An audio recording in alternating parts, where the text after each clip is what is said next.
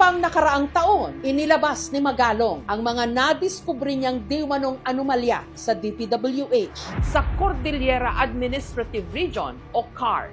Katulad ng overpriced na pagbili ng tinatawag na cat's eyes o reflector lights sa mga kalsada.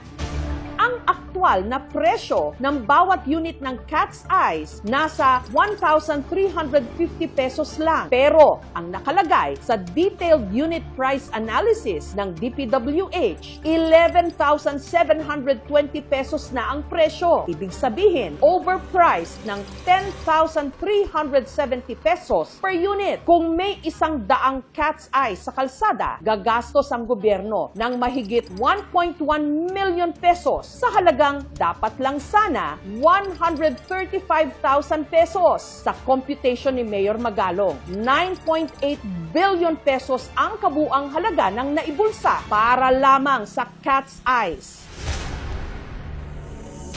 121,330 pesos ang inilaang pondo para sa yellow barriers sa bawat isang metro ng kalsada.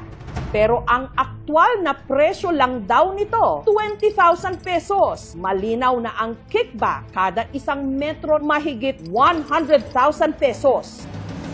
Ang presyo ng rock netting, ayon kay Mayor Magalong, 6,000 pesos kada square meter. Pero ang nakalista raw sa DPWH, 25,000 pesos noong 2023. Kaya kung susumahin sa kabuuan para sa lahat ng rock netting na binili para sa Cordillera taong 2017 hanggang 2023, 46.61 billion pesos. Sa pagtatansya ni Mayor Magalong, 28 billion pesos dito ang napunta sa kickback o tongpats. At nakakainsulto na, sige, lagyan na natin yan, hindi naman nakakaintindi yung mga Pilipino dyan. Parang ganun na, nakakainsulto naman kayo.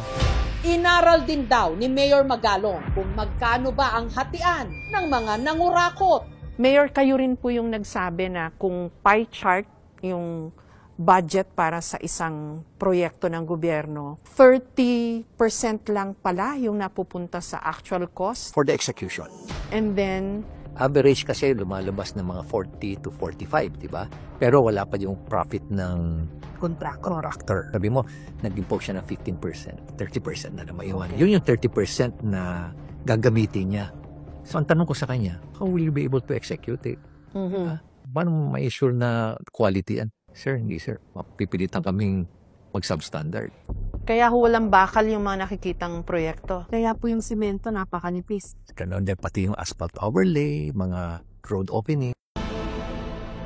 Mayor, kung i-reduce lang po natin in simpler terms, sa bawat 100 piso nagagastusin para sa proyekto ng gobyerno pala, 30 pesos lang ang napunta sa construction, yung sa execution ng proyekto.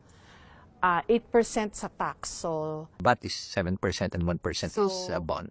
So 60% halos kinurakot po lahat yun? Ganun po katindi yung problema? Wow! Sa mga naranasan nating hirap, pagod at perwisyo, at sa mga narinig nating kwento tungkol sa katakot-takot na pangungurakot nitong nagdaang mga araw, the depth of corruption has become so overwhelming. Hindi mahirap isipin na hindi pala baha ang magpapalubog sa ating bayan, kundi kasakiman.